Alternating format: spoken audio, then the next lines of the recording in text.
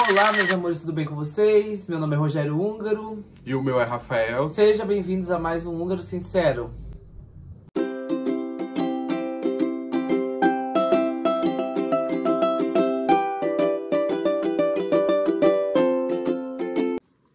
E está começando mais um momento de fé. E hoje, falando em fé, o que te desanima na sua fé? Lembrando que não estou falando de Deus, nem de nada. Estou falando onde você frequenta, na sua igreja, no seu templo que você congrega.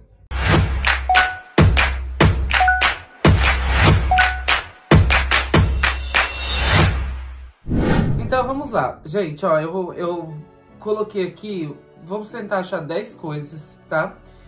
A primeira eu nem vou ler aqui, já vou falar logo. A primeira coisa que me desanima muito é qualquer igreja que eu vá, qualquer templo que eu vá, falar mal de qualquer religião que seja no mundo.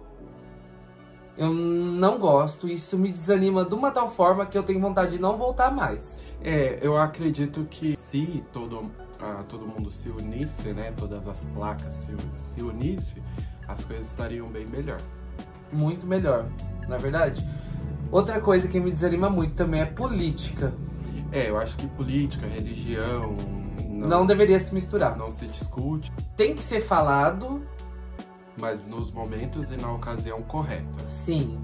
Porém, tentar impor algo, falar que esse é aquele certo, também não acho certo. Ou usar também um momento ali... Ai, desculpa. Vou terminar de falar sobre a política.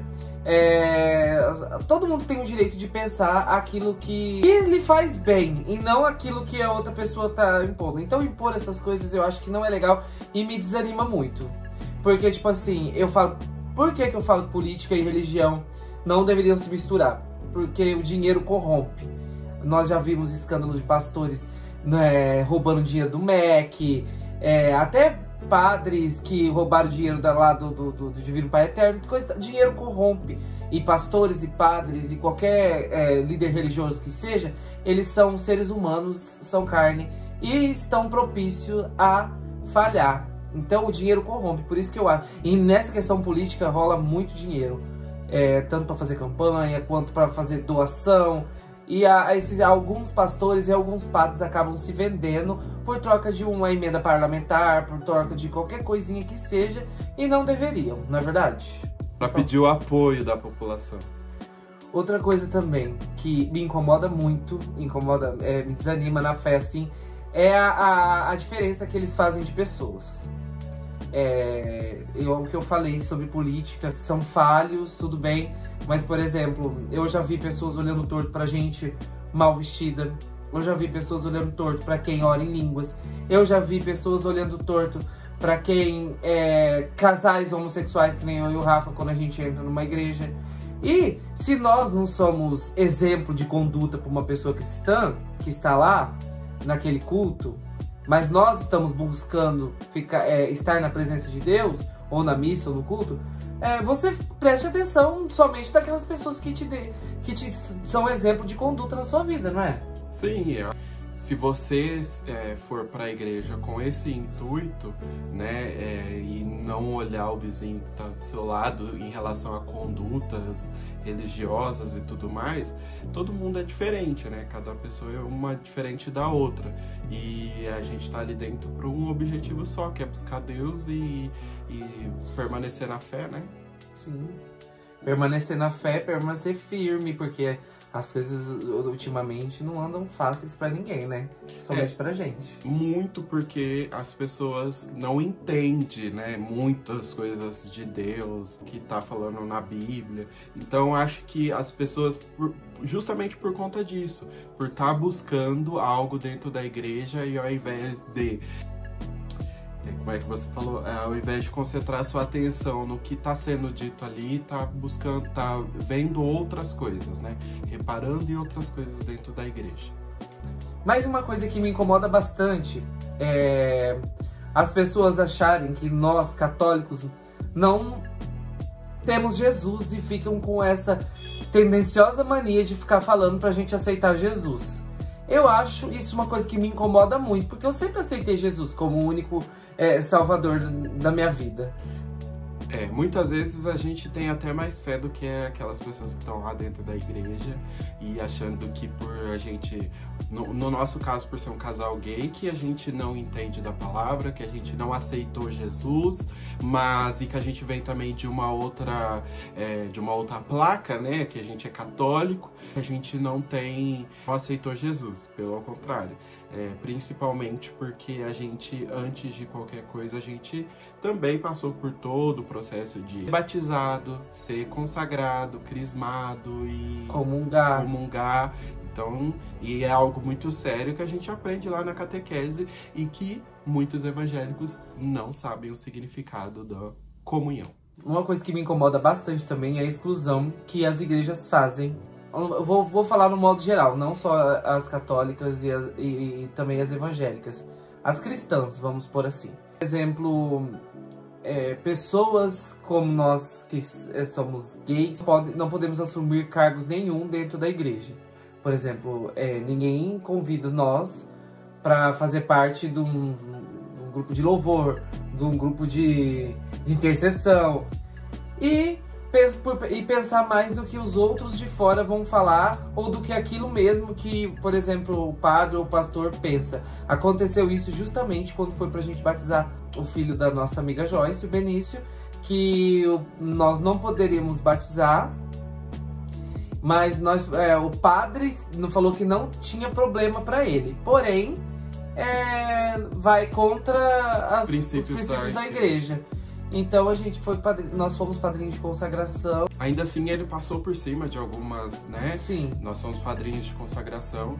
Só que hoje, o pensamento que eu tenho em relação a isso, dessa exclusão, de dizer o que você pode ou não pode, se você vai participar de algo dentro da igreja ou não, eu acho que quem tá perdendo são as próprias igrejas, porque tanto o gay, a lésbica, a mulher que é separada, entre outras pessoas também que se difere, aquela pessoa que fala que anda nos princípios da igreja, todos nós temos talentos, dons, o amor de Deus, né? A gente por causa do preconceito é desperdiçado. Sim, tudo isso. E por conta do preconceito e por conta dessa coisa arcaica que a igreja carrega por anos, vem carregando por anos, e que alguns líderes agora estão resolvendo quebrar isso, afastar dos fiéis de dentro da igreja.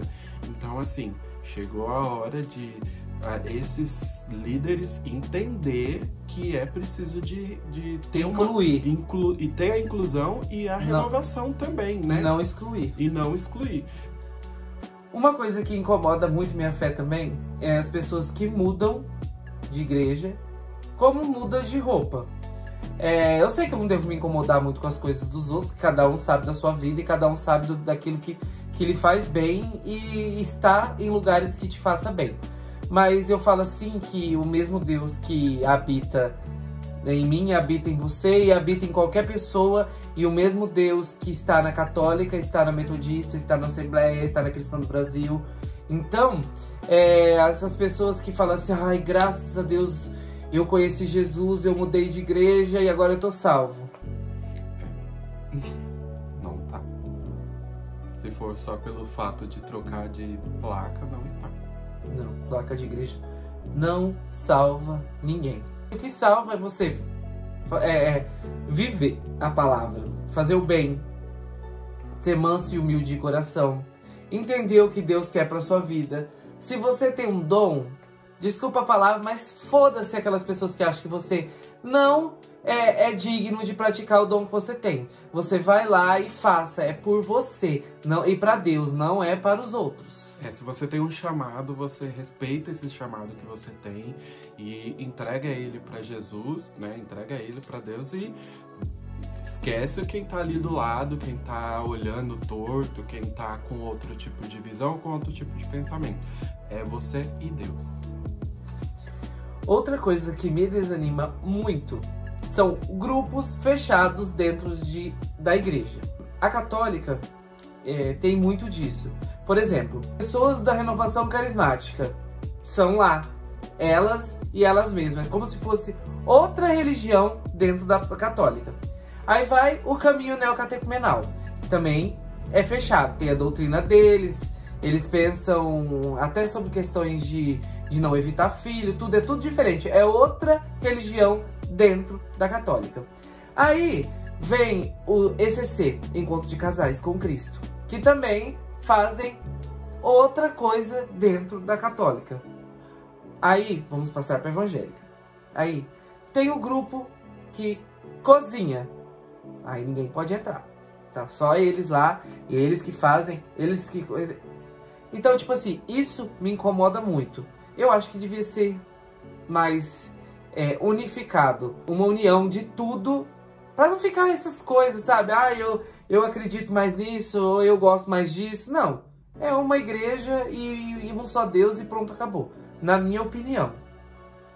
É o que separa, né? Esses grupos, eles separam as pessoas e criam competição dentro da própria igreja, né? Exato. E aí eu acredito que o que acontece na maioria das igrejas é que quando o fulano não pode ir, se você agregar outras pessoas, né, dentro de um cargo da igreja, várias pessoas, aquelas pessoas que querem participar. Tem gente que não quer participar de cargo nenhum, que não quer estar...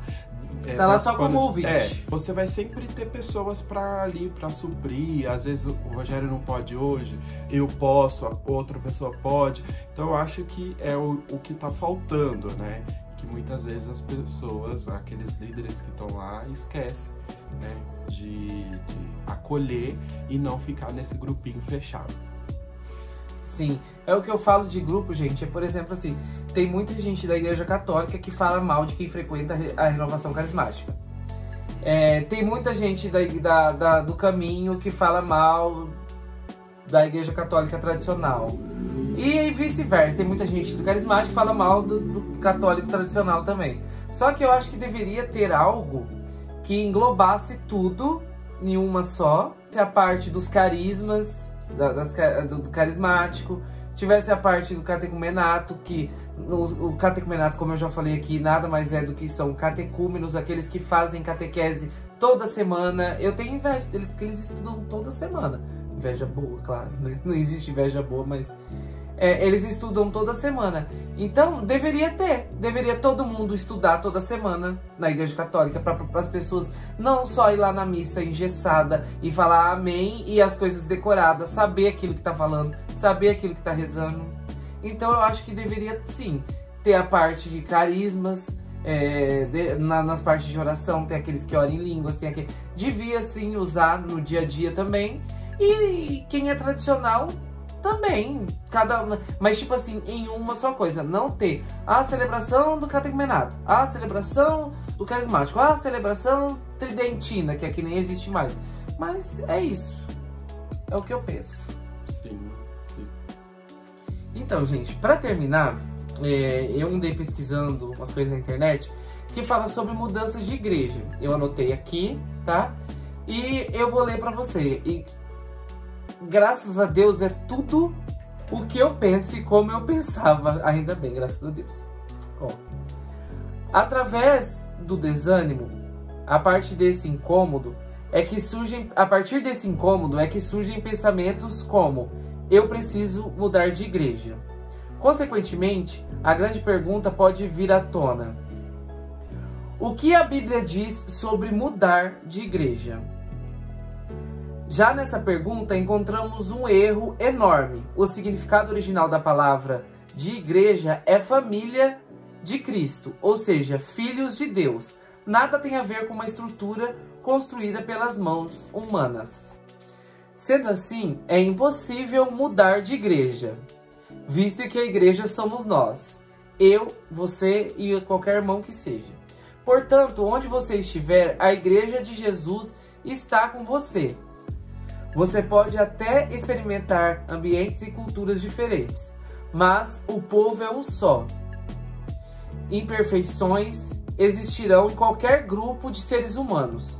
Mudar o local em que você se reúne com seus irmãos pode ser errado ou não, dependendo de suas motivações. Se você quiser congregar em outro lugar por motivos vaidosos ou egoístas, esteja certo que não foi Deus que lhe deu uma ordem. Sendo assim, você está caminhando fora da vontade do Criador. ore a Deus e pergunte se a mudança veio do pai ou do seu coração, que normalmente é egoísta, né?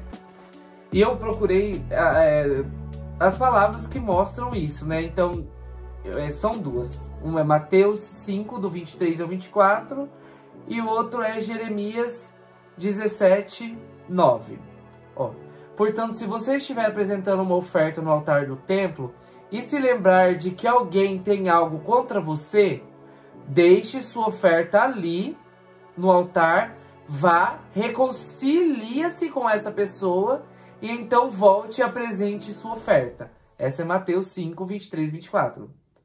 O coração humano é mais enganoso que qualquer coisa e é extremamente perverso. Quem sabe de fato o quanto é mal?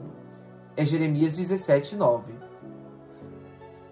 Se o correto é frequentar um ambiente em que sentimos bem, por que tem tantos cristãos que são impulsionados por Deus a pregar no Afeganistão, na China, na África ou em aldeias indígenas que lá não é de uma fé cristã? Sim, independente de lugar. De lugar, de placa, de religião, do que você for fazer. E as pessoas deviam aprender mais isso, né? Sim, é o amor de Deus. É isso que eu falo.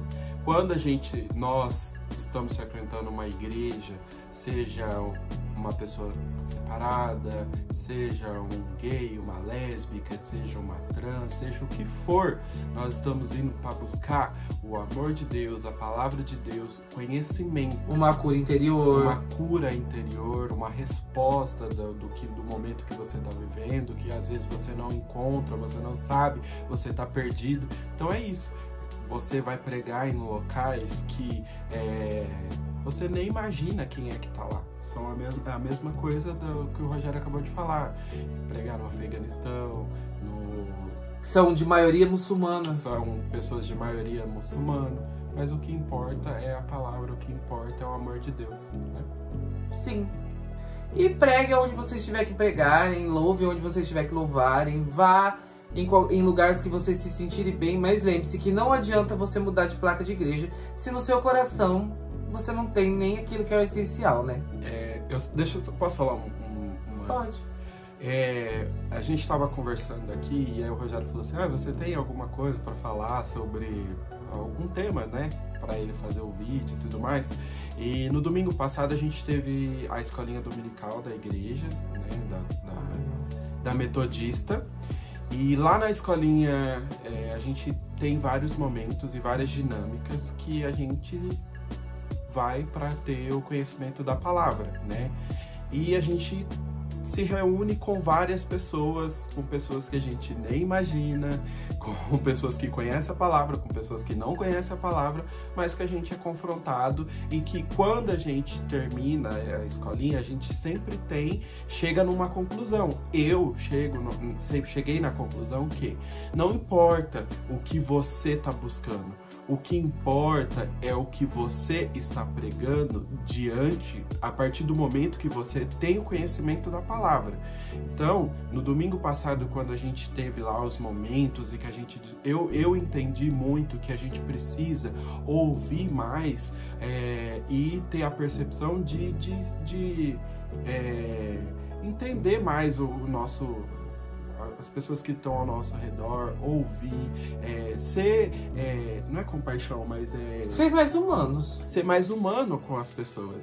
Que tá todo mundo precisando de carinho e de amor, nada mais, não tem nada, não é difícil, você entendeu? Não é difícil, é o carinho, é o amor, é a compreensão, é ter empatia com o seu próximo.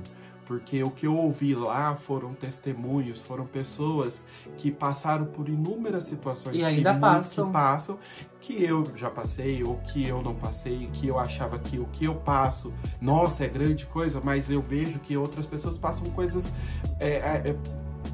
às vezes piores. Piores, entendeu? Então, o que a gente tem que fazer simplesmente pregar o amor, o carinho, ouvir, dar atenção para quem deve ser dada atenção e deixar essas coisas aí de placa de igreja e de preconceito, acolher, o acolhimento. O acolhimento e o amor cura. Sim. Muitas vezes as pessoas se acham conhecedoras da palavra de Deus ao ponto de nem perceber que a pessoa que está sentada do seu lado às vezes precisa de um abraço, de uma palavra que não é nada não é nem palavra de pregação de igreja, é uma palavra de carinho, de conforto, um abraço e você tá bem? Pergunta se a pessoa tá bem. Sim. Isso às vezes é bem melhor do que... E aí tem uma outra coisa que entra na questão que você falou, o que te incomoda, né?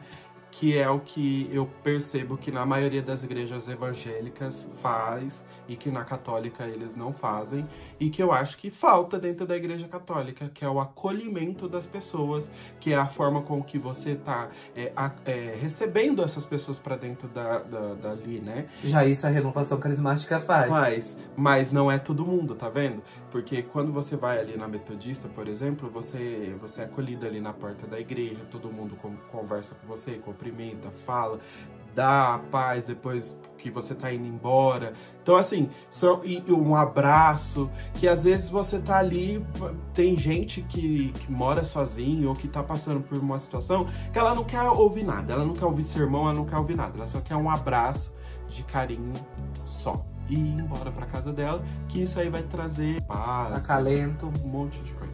Sim. Então é isso, gente. Então eu vou terminar esse vídeo assim, senão vai ficar muito longo, porque o Rafael não para de falar. Mentira, gente. Então tá bom, gente. Tá aqui, tá terminando.